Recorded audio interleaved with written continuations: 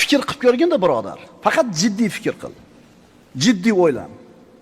Kallangni band qilib turgan hamma narsani bir chekkaga surib tasha. Haqqing bor, esdan chiqar, qarzing bor, uni ham uni, darding bor. Xullas, hal bo'lmayotgan muammolar, kallangni band qilib turgan hammasini bir chekkaga surib qo'yib jiddiy fikr qil. Quloq sol, fikr qil. Shunda agar jiddiy fikr qilsang, shukr qilishdan boshqa choraning yo'qligini tushunasan. Shunda qanchalar noshukr ekanligingni ko'rasan. Ustingdagi ne'matlarga qara, birodar. Alloh taolo senga ato qilgan ne'matlarga bir qara. Astagfirullah va in ta'uddu ni'matallohi la tuhsuha. Agar deyapti Robbimiz subhanahu va taolo, ustinglardagi ne'matlarni sanasanglar, adog'iga yeta olmaysizlar.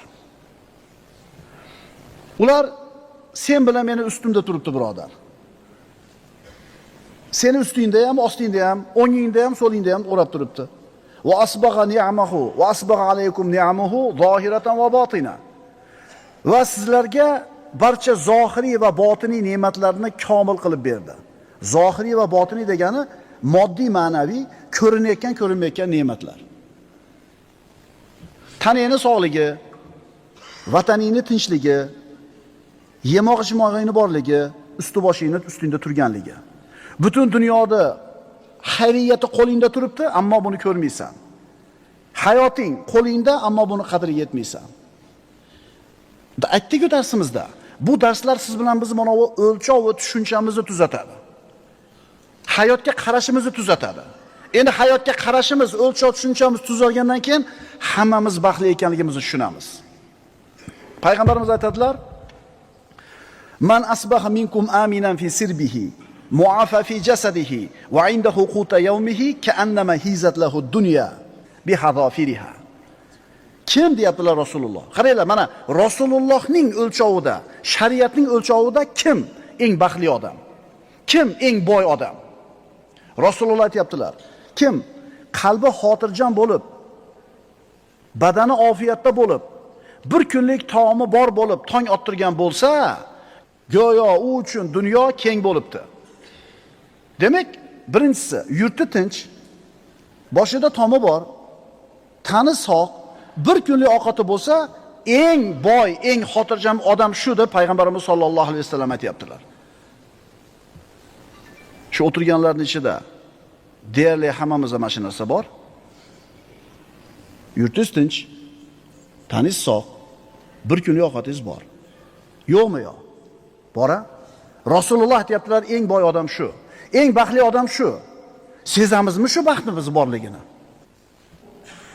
O'sha baxtli ekanmiz, yurtimiz tinch, tanimiz sog', ustimiz but. Ammo biz bu narsalarda qadriga yetmaymiz, birodarlar. Qalbi xotirjam, o'zini uyida, qavmin orasida, tani sog', bir kilo ovqati bor, dunyodagi eng baxtli odam mana shu deyapti payg'ambarimiz. Birodar, ikki ko'zing ko'rib turibdi, tiling gapirib turibdi, lablaring qimirlab turibdi, ikki qo'ling ushab, ikki tog'ing bosib turibdi. Yutganing tomog'ingni o'tyapti, qorningga tushgani hazm bo'lib, oshchasi chiqib ketyapti. Ne'matmi bu? Fabi ayyi ala'i robbikuma tukazziban. Bas, ey insonlar va jinlar, Parvardigoringizni qaysi ne'matlarni yolg'on deya olasizlar? Bir baxtsiz hodisa sababli shol bo'lib qolgan boladan orzular haqida so'ralyapti. Televizorda ko'rsatyapti. Yosh bo'lgan, sho'x bo'lgan, ibodatdan uzoq bo'lgan, ota-onaga bir mehribon bo'lmagan, xullas baxtsiz hodisaga tushdi-da, shol bo'lib qoldi. Qimirlamaydi, o'tiradi aravada, faqat kallasi qimirlaydi, tili jag'i ishlaydi. Orzularing haqida aytib ber. Orzusini qarang. Qo'lim bilan Qur'onni ochib o'qisam. Biron bir hayit bayramida uyimga o'zim oyog'im bilan yurib kelib, onamni quchoqlab, hayit bilan tabriklab peshonasidan o'psam. Agar Alloh qodir qilsa, bir marta sajda qilsam. Bu uchala niyati, orzusi baxt ekanligini bu yigit qachon bildi? Mana shu narsalardan mahrum bo'lgandan keyin. Bizda bormi shu ne'matlar? Ikkita oyog'ing bilan yurishing hazakamishmi, birodar? Shol bo'lgan odamlarga qaramaysanmi?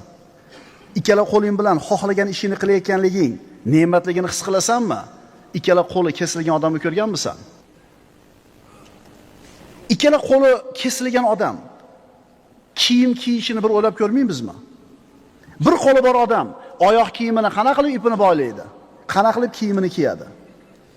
Ikkala qo'li yo'q odam hojatga kirganda kirib qanday qozoy hojat qilib chiqadi? O'ylab ko'rganmizmi shu narsani?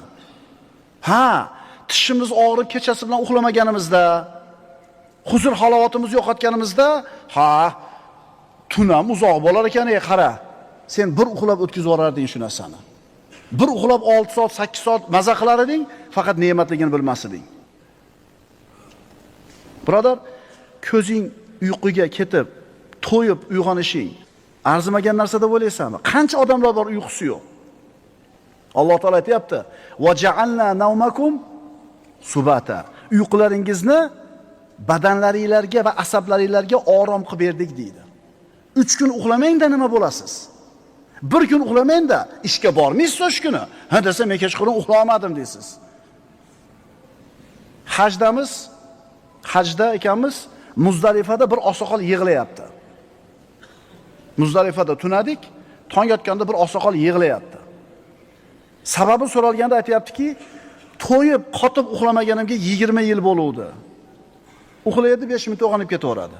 Uxlaydi 15 minut uyg'onib ketaveradi. Shunaqa kasalga chalingan odam Muzdalifada Allohning mehmoni ertalabgacha qotib uxlab, xursand bo'lganidan yig'layapti. Fikr qilinglar birodarlar, shukr qilinglar. Fikr qil, shunda shukr qilmay ilojing yo'q. Ko'ngling kustagan taomni istagancha yeyapsan. Ko'zingni quvontirgan ichimlikni xohlagancha ichyapsan. Qancha odamlar bor, bir dard yetgan tabib ko'rsatgan ovqatdan oshchasini yemaydi. Nima saqlaydi? Dieta saqlaydi. Parhez. O'sha bir ko'rgan birodarlarimiz aytib bergan edi. Juda ham badavlat odam deydi. Uyda bular ustalar ishlagan. Ustalarga juda ham chiroyli bir oziq-ovqatlarni qilib beradi. Ovqatlarni zo'rin tayyorlab beradi ustalarga. Ammo o'zi suvga qattiq nonni uyutib, shumib ishlab o'tiribdi deydi. Sabab Alloh bir dard bergan, shu qattiq nondan boshqa narsa o'tmaydi tomog'idan. Qulog'ing haqida fikr qilib ko'r birodar. Alloh seni karlikdan saqladi. Suvni sharqirab oqishini eshitasan. Yomg'irni tomchilari daraxtni barglari gulab shitirayotganligini eshitasan. Ne'matmi, ne'mat emasmi? Birodarlar, ne'matga to'lib turibmiz. Shuning uchun saodatning birinchi sharti fikr qil, shukr qil. Chunki rostmona fikr qiladigan bo'lsang, shukr qilishdan boshqa chorang yo'q.